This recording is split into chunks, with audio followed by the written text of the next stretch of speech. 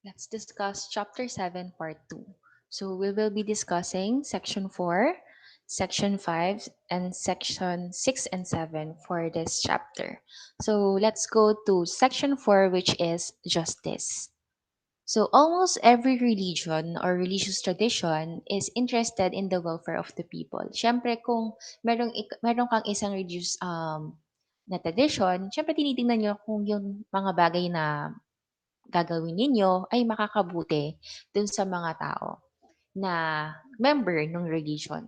So in the Bible, the command to pursue justice is absolute and is the only way to live on the land. Sabi nga sa Deuteronomy chapter 16 verse 20, justice, justice you shall pursue, that thou mayest live and inherit the land which the Lord thy God giveth thee. So interestingly, the biblical commandment is to pursue justice, not to do justice. So pursue justice, not to do justice. So we can't always do justice or even know what the just thing is to do.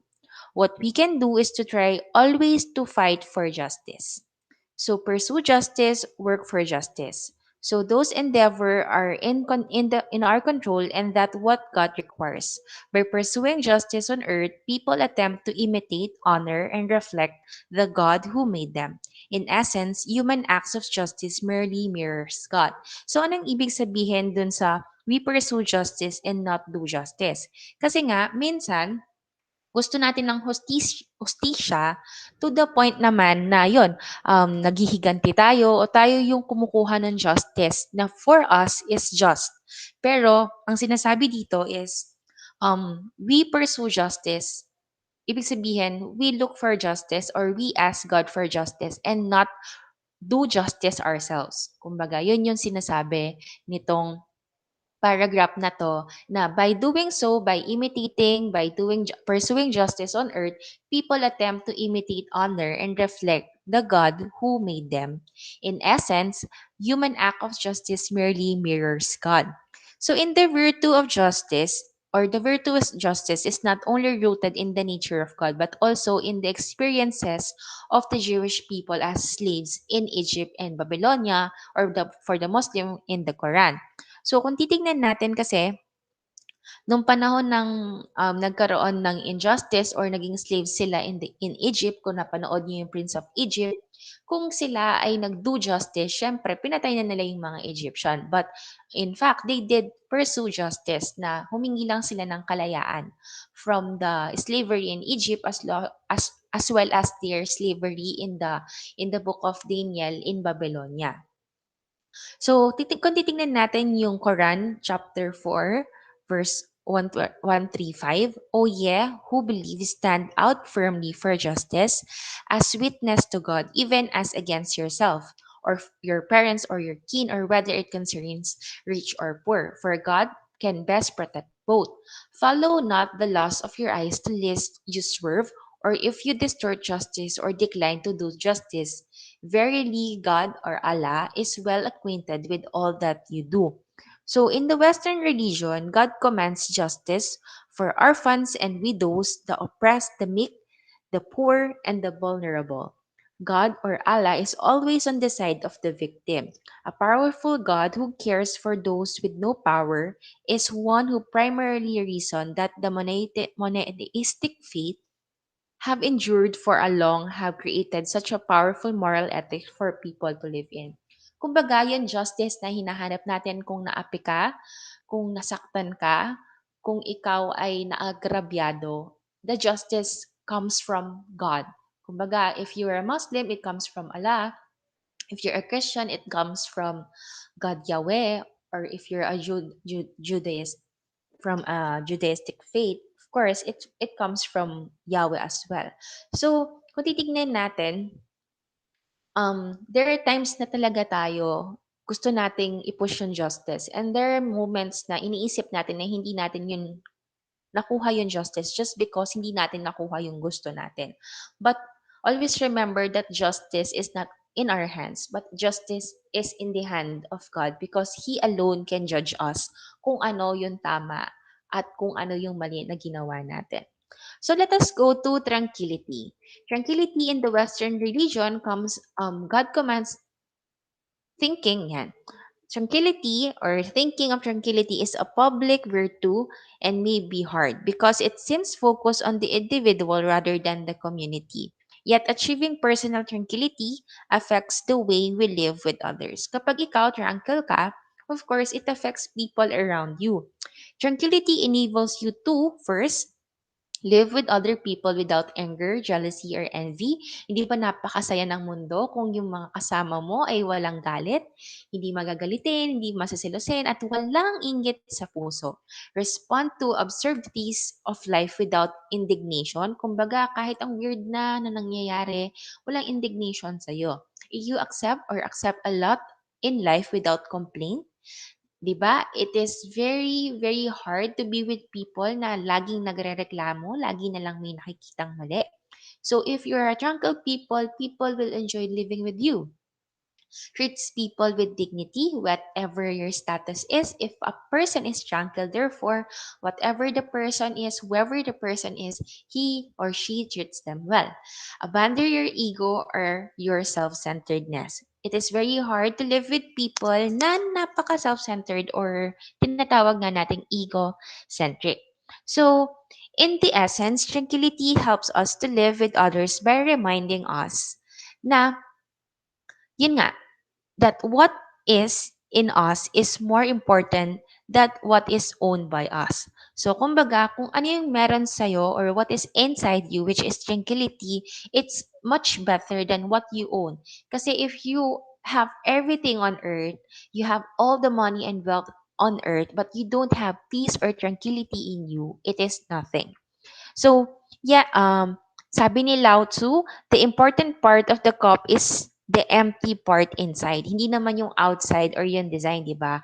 The empty part inside na paglalagyan ng cup or paglalagyan ng lalagay mo doon is the important part, not the outside. Kaya dapat linisin yung inside, not the outside. Sinabi din yan ni Jesus. So in the Theravada and some Mahayana Buddhist sects, tranquility is not a way to control yourself, but a way to realize that you have no self. This self renunciation is the key to becoming a Theravadan monk of Viksu. Sabi nga, he who has no thought of I or mine whatsoever towards either his mind or body, he who does not crave for what which he does not have, is indeed called a bhiksu. So, pag kumbaga hindi ka na naghahangad kung ano yung meron ka, kung ano yung wala ka, it's just okay with you. Therefore, you will be able to go dun sa tinatawag nila na Theravadan monk or bhiksu. So let's go to the West naman. The West does not have a rich sense of spiritual tranquility. So, or quietism. Meron tayong tinatawag ng quietism. Um, in the West na, kumbaga sa West, yung tranquility and quietism, hindi siya masyadong na-highlight. So, Prophet Isaiah said in Isaiah chapter 30 verse 15, who is passionately defender of justice is also aware of the value of tranquility. In sitting still and rest shall be saved. In quietness and in trust shall be your strength. So in Christianity, quietism has had its defender. Desire nothing, refuse nothing was the motto of Francis de Sales. He influenced a generation of Catholic mystics who called themselves quietists. They were following the sentiment of Jesus that to be born into a Christian life, one must die to oneself and be born again in God's love.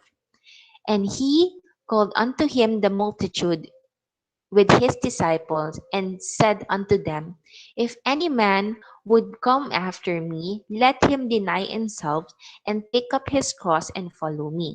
For whoever would save himself shall lose it, and whoever shall lose his life for my sake and the gospel shall save it.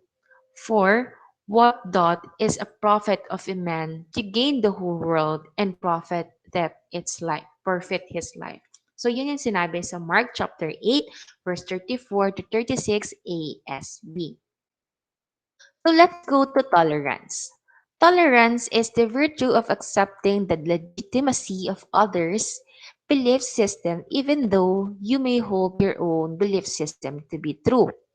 The religious tradition have deep and various teaching about tolerance. So tolerance is saying na, yes, you think your religion is true, your religion is tama, or that your religion is the only real religion, but of course, you don't tell other people na you're all wrong. So kumbaga, that is tolerance. So following are some example of how world religion views this public virtue. So sabi sa Hinduism, the one being sages called by many names. So sinasabi nila na their God is called by many names. In Confucianism naman, in I Ching, it says, in the world there are many different roads, but the destination is the same. There are hundreds of deliberation, but the result is one. According naman sa Christianity, there are different gifts but the same Spirit. There are different ministries but the same Lord. There are different works but the same God who accomplishes all them in everyone. It is one the same Spirit who produces all the gifts, distributing them to each as He wills. So, yan yung view. Pero although this is not saying that there are many gods, kasi Christianity, of course, has monotheistic faith. In Quran naman, it says we believe in God and in what has been revealed to us and what was revealed to Abraham, Ishmael, Isaac, Jacob, and the tribes, and in what was given to Moses, Jesus, and the prophets from their Lord. We make no distinction between any of them, and God do we submit.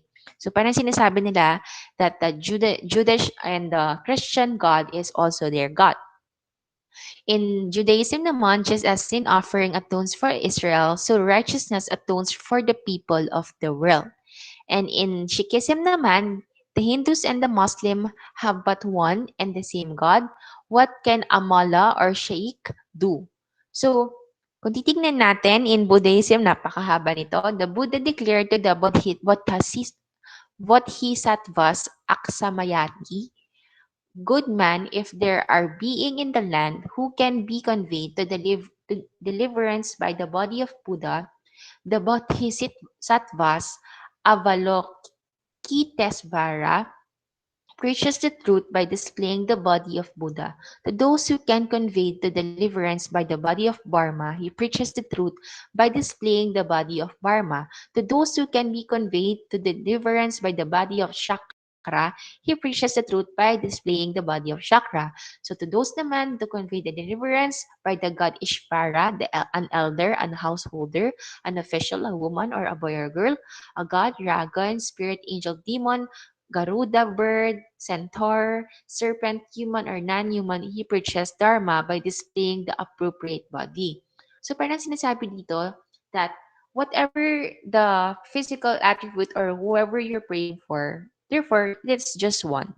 So tolerance require acknowledging that although you may think your religion is the one true faith, you can learn from their respect form you can learn from them and you can also respect their faiths as well.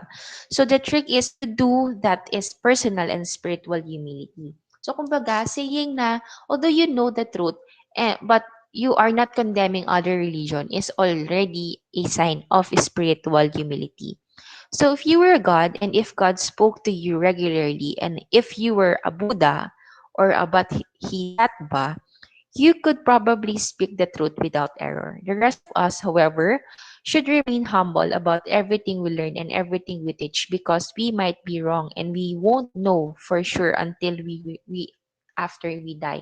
So kumbaga, it's okay if people are actually seeking or they're actually not sure about their own religion and they're asking you.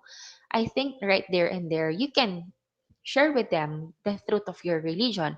But if a person is firm about what he or she believes and then you're trying to debate on what should be, you think what should be done, always remember that we are imperfect, our knowledge is imperfect. There are things that our unseen to one and our secret, and only when we die that we can actually learn those things. So then it will be too late to call home and strengthen everyone out. Humility does not mean that you have to deny your faith. Always remember, I'm not saying that kailangan sumama ka na lang or go with the flow sa other religions. You have to be strong with your faith. You have to be firm with your faith.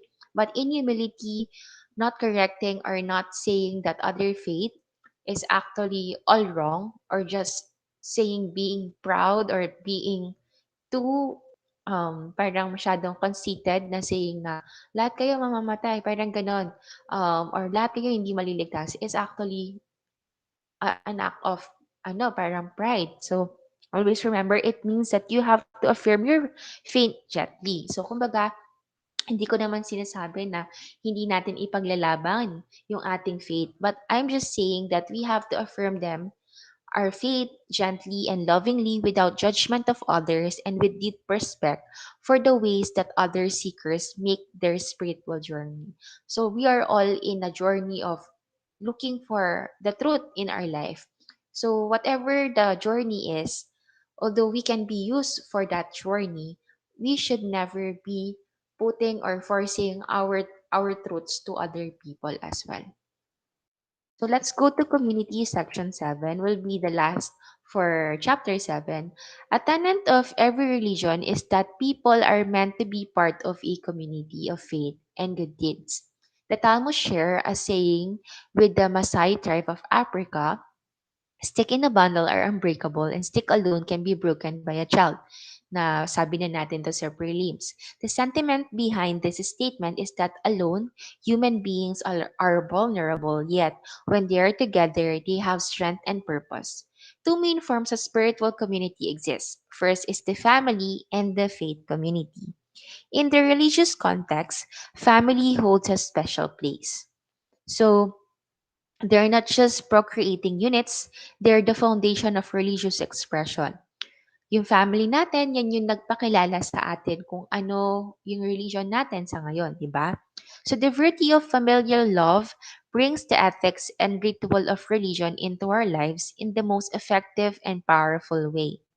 The family missions is to do good in the world and to act as a link in the chain of tradition, providing the bridge between what came before and what will come after.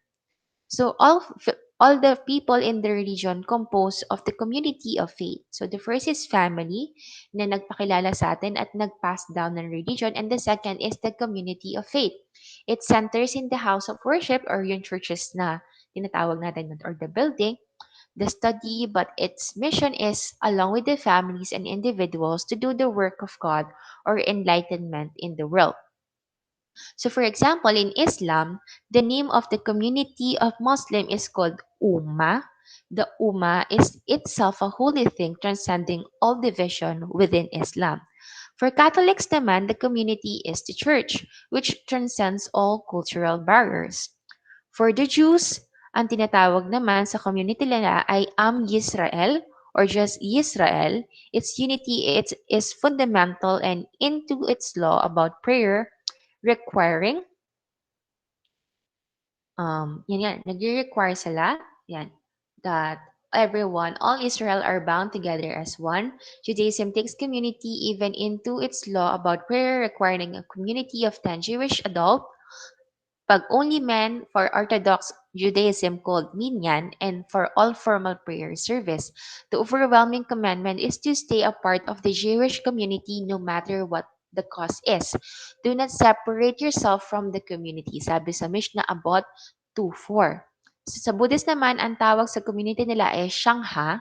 So the community of believers, one of the three jewels of the Buddhism, and the other two is the Buddha and the Dharma. So Shangha, Buddha, and Dharma, and the teaching of faith.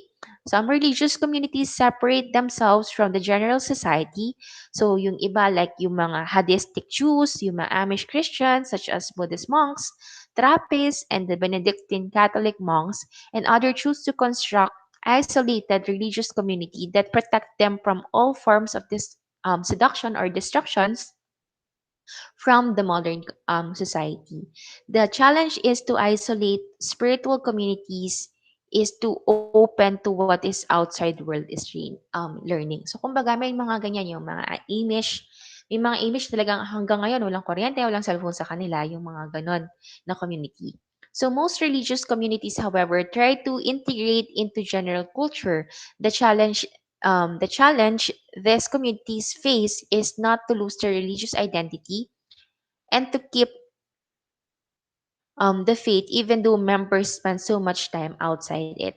So no matter how community construct itself and what every effective religious community offer is a life of morality and acceptable spiritual purpose. So, kumbaga, kahit na ano yung gawin natin, syempre, we are living in an imperfect world and unlike other ng mga sects like the Ames or the Hadistic or the other sects na talagang nagkukulong sila or they don't want to be contaminated by the modern world.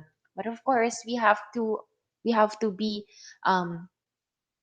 kumbaga, very flexible dun sa mga pwedeng mangyari na hindi nawawala. That is why it's very important that we have a community. Kasi if we alone, kumbaga kung wala tayong church, wala tayong community na sinasamahan, wala tayong support system para mapaglabanan yung mga nangyayari sa world nito.